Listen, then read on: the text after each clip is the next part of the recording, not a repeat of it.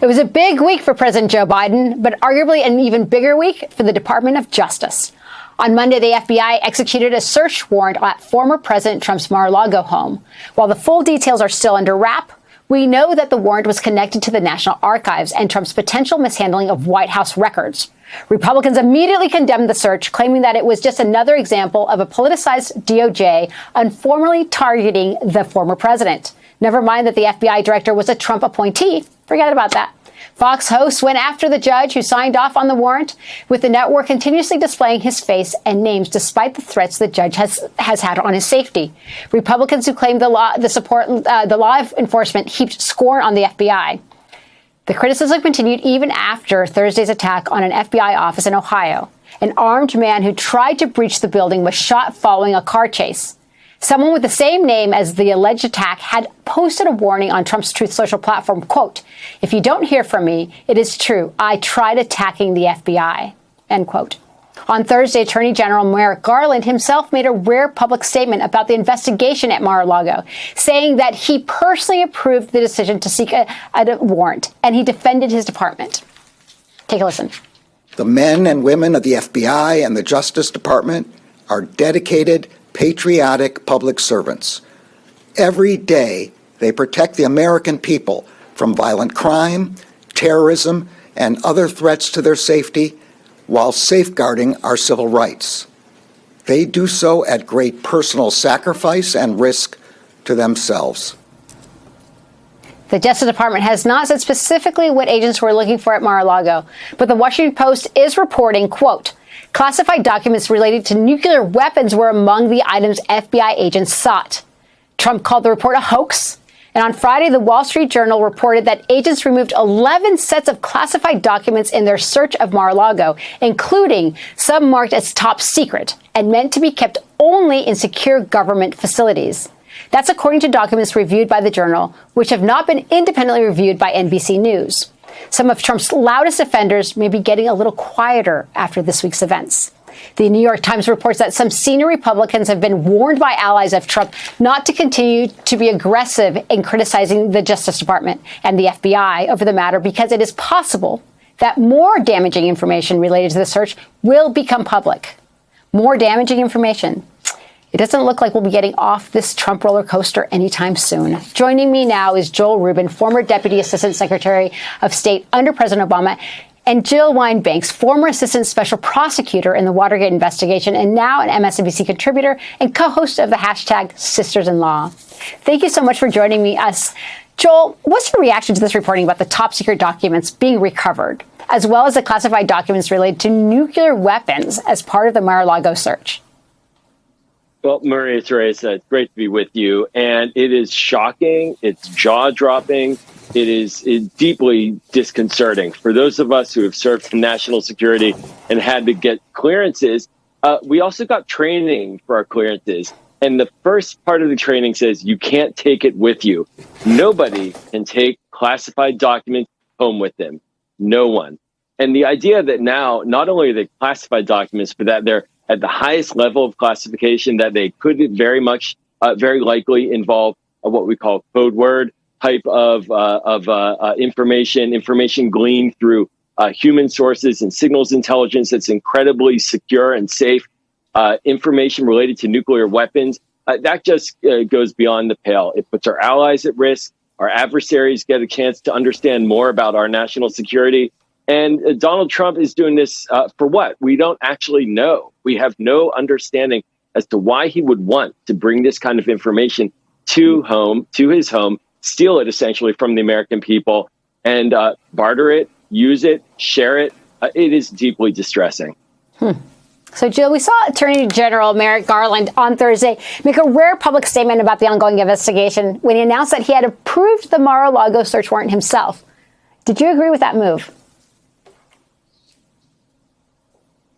Yes. It's very interesting. It's not a surprise that he approved it. Everybody who has known anything about the Department of Justice or search warrants knew that a search of the former president's residence would require the very top level. And I want to focus on that it really doesn't matter whether it was nuclear information, We now have reporting that it was top secret, sensitive, compartmentalized information. That is the highest level of classification you can have. It means that there were documents at Mar-a-Lago that should have been in a SCIF, that should have never left, and that could have caused grave damage to our national security if they had been used by anyone with ill intent toward the country. But it's also a violation of the Presidential Records Act, even if they weren't classified documents. So I think that the danger that this poses has become clearer with each day. And of course, we're all anxiously awaiting a court decision about releasing the actual search warrant and the specification of exactly where was searched and the inventory that was obtained during the search. But keep in mind that you aren't going to know precisely, because top secret information will not be identified other than saying that we removed top secret information. That's all that you're going to get. You will not get an explanation of exactly what that was. Right, Joel, and I think one of the reasons why we won't know what the top secret information is to what you were alluding to. It's this idea that it could potentially put our allies at risk, and it provides blueprints to nefarious actors and foreign actors against our democracy. Can you speak a little bit more to that? Yeah, certainly. First and foremost, America's nuclear infrastructure is built up now over decades of investment by the American people. We have assets spread throughout areas and locations around the country and around the world that are secret for a reason. We do not want our adversaries to know where we are. We want to make sure that they can't target us. We also, and this very well could lead to that kind of disclosure.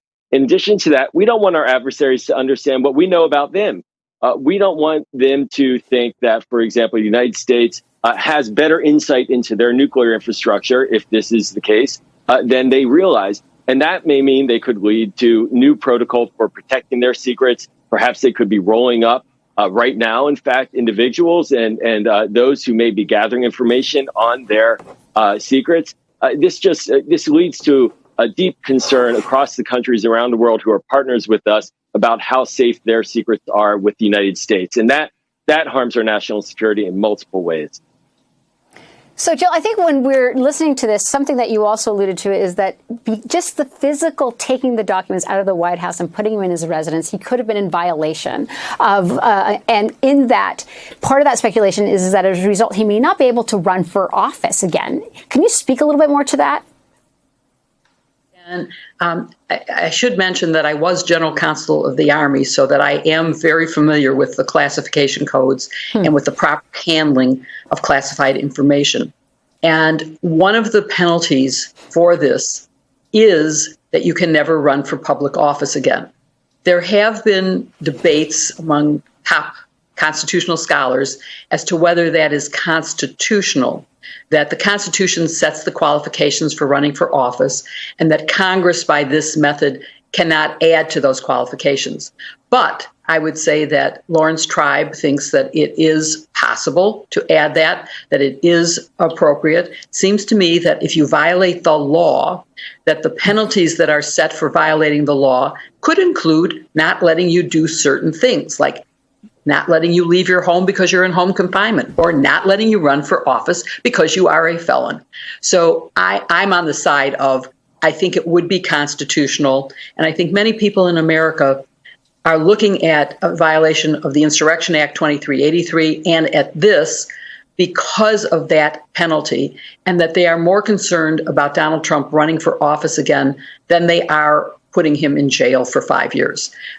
Some people would like to see both, but I think that that penalty is one that needs to really be considered.